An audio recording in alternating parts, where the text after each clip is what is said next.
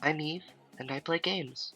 Hello, guys, gals, non-binary pals, and other genderqueer fellows. How are we doing today? I'm doing fine myself. Um, Today we're doing another thing that is in Cookie Run Kingdom. We're playing Yu-Gi-Oh! We're playing an alt format that a friend of mine, a close friend of mine that I've had for several years, made. It's called Split Format.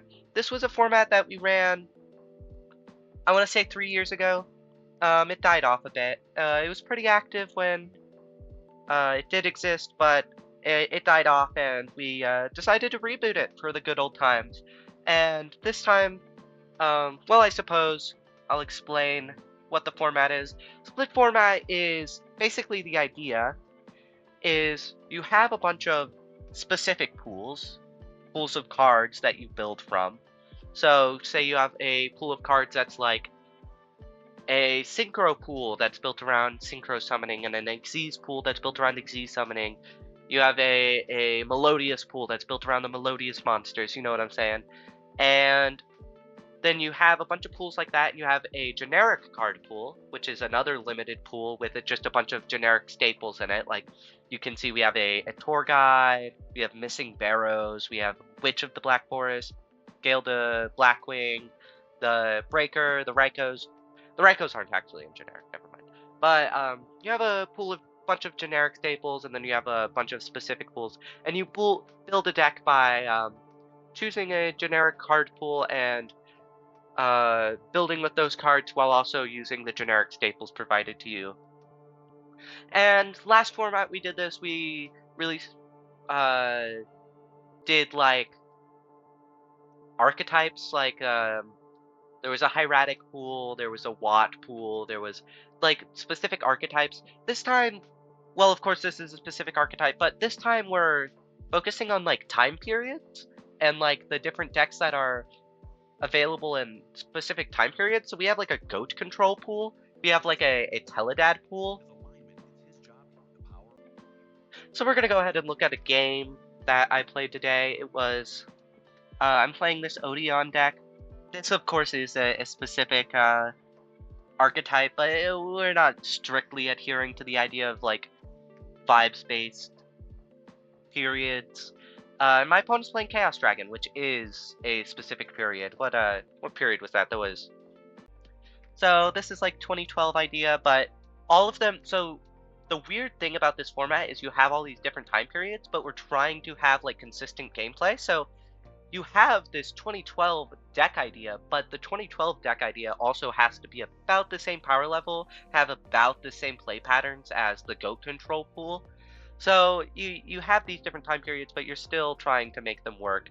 My opponent just goes set Witch, set Divine Wrath, set Needlebug Nest. I really like Needlebug Nest in this pool. I like just chainable back row, so Jar of Greed is also a generic staple that can be played, and I really like Jar of Greed because we have a ton of back row removal in this format. We have Cosmic, MST Breaker, Heavy Storm, Dust Tornado.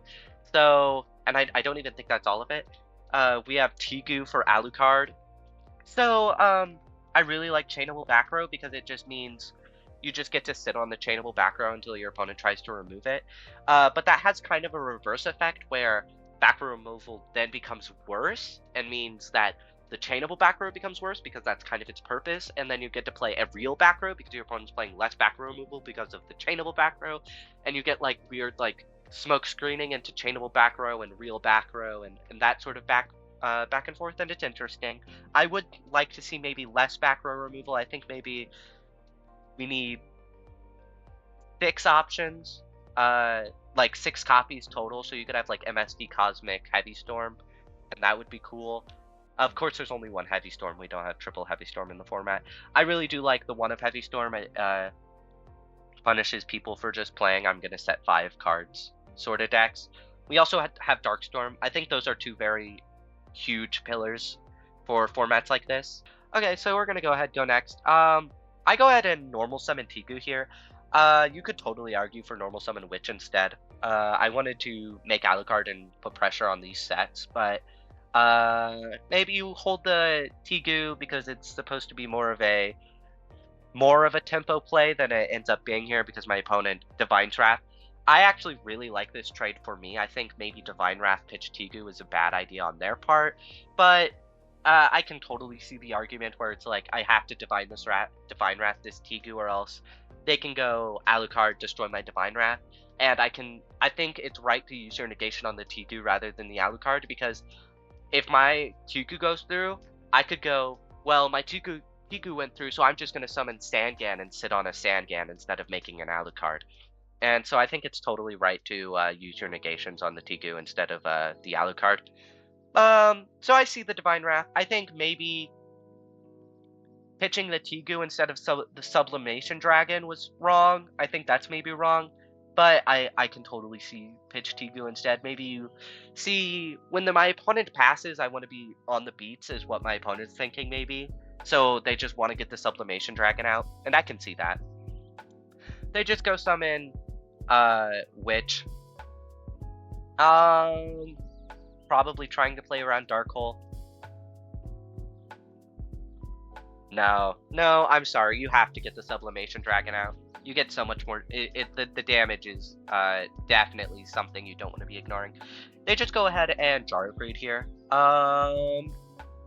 Sure. That's fine. You want to see cards here. Yeah, that's fine. Especially if you see, like, just a way to make the Chaos with the Sublimation Dragon. Yeah, that's fine. We're gonna go ahead, just summon the Sublimation. Why didn't you do this last turn? Why did you not do this last turn? Am I going crazy? You just get 26. You just lost 2,600 damage. I don't know why. Poking with the Witch, of course, is greedy, but it could be Sangan, I guess. Is it actually greedy? Actually, it might be 10,000 brain to poke with the Witch. If you've decided you don't want to give me the Witch Surge, you poke with the Witch to see if it's something else. It could be like a Raikou or something. And then, if it's another Witch, you don't actually kill the Witch with your own Witch. And then you get to decide what you want to do from there. That's actually really smart. If that's what my opponent was thinking, kudos to them. They just go ahead and set the fort. That's fine, given the fact that 2 of your sets are Needlebug. And, in fact, I didn't actually think of this, but I should very much know that my opponent's sets are probably Needlebug or Jars, or one of them is a Solemn. That's what I was thinking at the time. I thought one of them was a Solemn. I thought it was just one of them is a Solemn. But that, I could also, I didn't really think of the fact that they could just be Jars and Needlebugs and stuff. How much do I like double Needlebug here? They did hit the mills this game, so it's good, of course. It's good because my opponent won off the double Needlebug.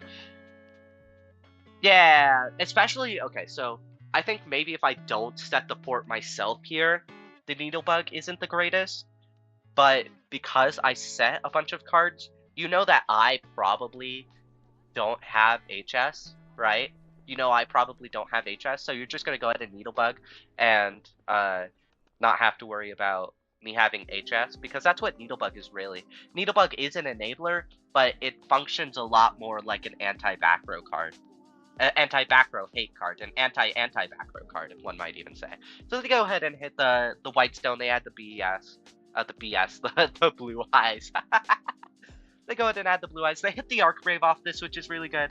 They hit a Light Pulsar, of course, as well. They hit Light Pulsar, they hit Arc Brave. It's all very good. And in fact, it's what wins the game for my opponent in the end. They go ahead and go the Sublimation, make the Chaos. I was under the impression here, which had I thought about this and realized that I was wrong, maybe I don't set the fort here. I was under the impression that Miradora targeted a guy and negated it and then summoned itself. It's actually the opposite. He summons himself and then negates a guy, which means he doesn't actually negate on summon effects, which is very unfortunate for me because they get to pop 2 back row here, and getting to pop my Solemn and Mirror Force loses me the game. So had I realized that Miradora doesn't actually get to stop Chaos, I probably don't set the fort here, and this game isn't an instant loss, but I do just lose the back row here. They go ahead and Tribute Summon, Dark Flare, that's fine. It's like fine. I think maybe I want to keep the Witch on board, but, you know, I go off the Witch, I add Anubis. I think that's wrong, probably. I think probably I want to add I want to add Gale. That's what I want to do. I want to go Gale, out the Chaos, and then make a Leo. Yeah, that's what's right. Which is supposed to add Gale here, but it's fine. What's the back row? It's a Dimfrizz. Yeah, Dimfrizz targets too. I think. Yeah, no, it's totally. I misplayed here. It was Witch who's supposed to grab Gale here. That's fine. I just grab Anubis because I think I can summon him, but I can't. I can't summon him here because I don't have enough traps in grave. We go man, add treasures, set the Anubis, and this is the part of the deck that is just like, I'm not doing a whole lot. I could just gonna sit on a man until the game's over. Until I find an out. That's what the game is. So they have a Draggard. I think the game is pretty much over here. Since they have the Draggard, which they grabbed off the Sandkin, the game's over. Because they get to get the lab. Knowing that they have the Draggard, I'm not supposed to book here. I didn't really think of that. I didn't really think of the fact that they Draggard get a Dissipator out. Or whatever. I didn't really think of that. I don't think it's Dissipator. What do they make with the Draggard? No, it is Dissipator, right? Dissipator's a 9? Yeah. Yeah, I was wrong. I'm supposed to hold the moon for stopping the Dissipator coming out. They just go normal Draggard, summon the lab, and then I book the lab. Or, yeah, I book the lab. I could book the Draggard, but there's no real difference. So that's I think that's right. Is I'm supposed to hold the book here, but I was like, my idea was I'm playing the beats right now. That's what I'm doing. Is I'm playing the beats. I'm the beats right now, and I just want to put pressure. I want to get damage out. I was kind of shocked that they didn't stop the Mirador, and then I realized that they can just kill the Mirador by poking with a Dissipator, so that was that. So I'm just kind of sitting on the board right now, waiting for something to happen, waiting for me to get a good card that lets me beat this, but the game's just over at this point. Sangan lets me get Gale, which is an idea, but they have the warning. I'm trying to bait the Dissipator because Dissipator can't destroy because their only banished thing is an extra deck guy and it needs to go into the deck. But they can negate it. They have a negate on this Dissipator. One thing that I'm considering in this game state is making the Armistice extra deck guy, this man. But he's not big enough. He's 3,300 and Dissipator's 35. And they have the well, bottomless trap hole doesn't matter because I have field spell. But yeah, I'm just kind of sitting here and I don't really have a line to get around this Dissipator. My opponent just made Dissipator and I wasted a Book of Moon and I'm losing. Now they get the Brio and they're afraid of back row. They're afraid of me having Mirror Force, so they don't go for lethal. But had they gone for lethal, they would have won here. But it's completely valid to be scared of Mirror Force. Just to go, I can't beat a Mirror Force if I bounce your guys. But had they bounced my guys, I would have lost. Maybe not, because I have Apophis in the back, which stops lethal just barely. I go down to 500. But they bounce Temple of the Kings for some reason. I don't really. They bounce the Temple of the Kings to get rid of the Man of the Mark. But I don't know. I just do it again next turn. I don't know. Right here, I'm trying to find a line to just beat the Dissipator, and I don't have it. I just don't have it here, which means I'm trying to find a way to not lose to this Brio. And because I'm scared of just setting Mask, Man of the Mark, and then they just go Brio top deck, pitch, bounce the man, because they know it's a man, and then they go poke, and then they swing direct with Dissipator, and I'm taking 500, and I have 2 Apophis in the back. I'm going down to 500, and I have 2 Apophis in the back, right? And I can stop me going down, but I need the Apophis so that I can make a Castell in the future and out the Dissipator. So I'm sitting here trying to find out a way to out this Brionac and out this Brionac and not play too passively.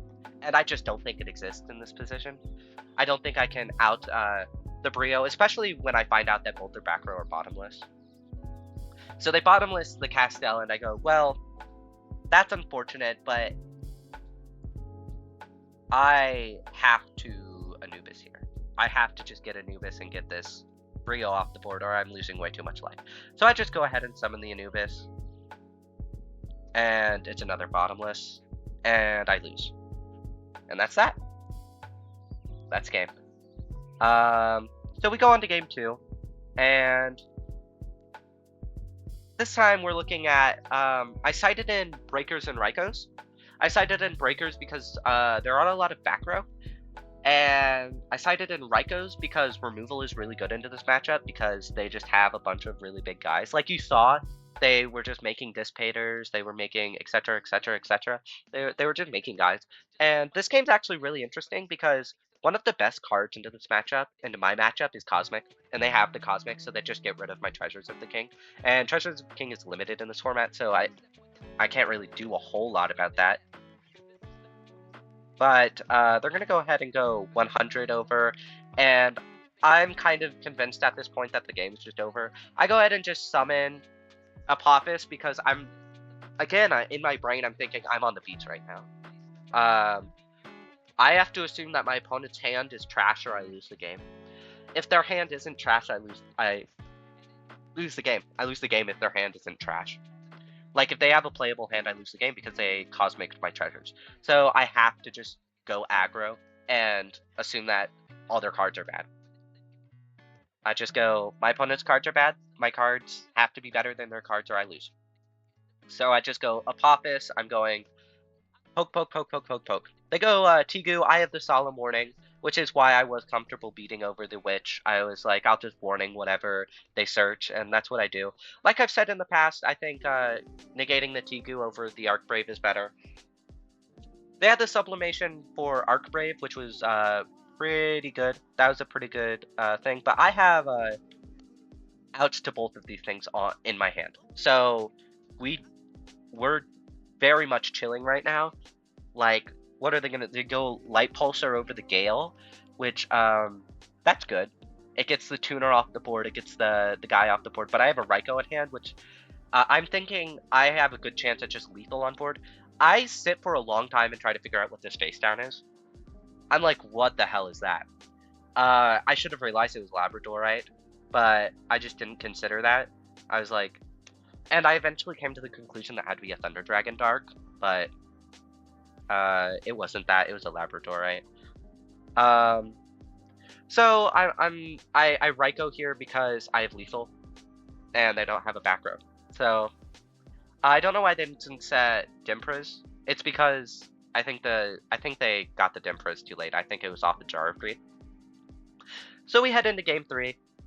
They just go normal curry, set double bottomless again, which is fun. I have HS in hand, which is why you don't commit so much back row. But I have HS in hand.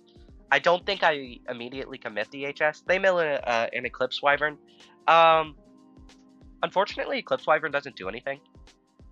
Like, Eclipse Wyvern's, of course, one of the craziest dragon support cards in the entire game.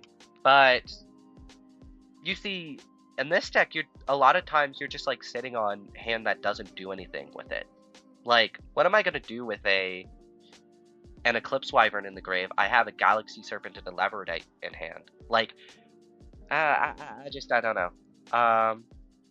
But my hand is absurd, of course. There's just no way I ever lose this game. My hand is Treasures, Raikou, Jar of Greed, Apophis, Heavy Storm, Solemn Warning. So that's just absurd. Of course, this is just what my deck does, so it's not like that sacky. But I drew a very good hand. My opponent drew a very subpar hand, so they really needed that Curry Bandit to hit something playable. They needed that Curry Bandit to hit, like, I don't even know, man, like, Needlebug Nest, and the Needlebug Nest hit an Arc Brave, or just Curry Bandit hit the Arc Brave itself. Something like that. But they didn't get it. My freaking taskbar keeps popping up, and it's gonna look stupid in the video, but it's whatever. They go Bottomless here. Bottomless the Apophis.